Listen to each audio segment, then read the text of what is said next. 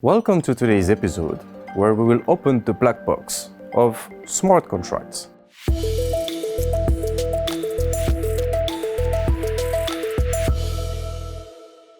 So what are smart contracts? Actually, they are neither smart nor contracts.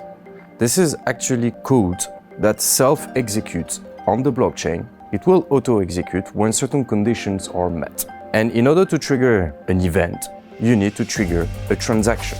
So the whole idea behind smart contract is that now you can have programmable money and you can actually trigger some clauses, so that we call it a contract, when certain conditions are met. And those conditions are actually given by what we call oracles. The reality is that the blockchain in itself doesn't know the reality, doesn't know external world information.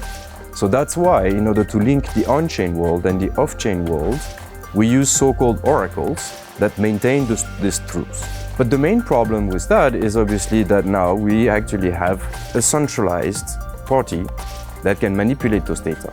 And that's why there are projects that exist today in order to decentralize the ecosystem of oracles, in order to distribute the risk of having a bad actor. So smart contracts operate without the middleman. How does that work? Is it legal? It depends on the jurisdiction. But actually, now you have piece of code that self-execute, but this piece of code can still have an operator and an owner. And the owner of such keys can actually modify the code in the future. Some smart contracts actually do operate in a really decentralized way, in the sense that there is no owner and no operator. It's just code that anyone can interact with. And this opens up a whole new set of possibility in order to program money and to program behavior linked with money. I hope you enjoyed this episode. Thank you very much, and stay tuned if you want to cross the bridge to tomorrow's finance with us.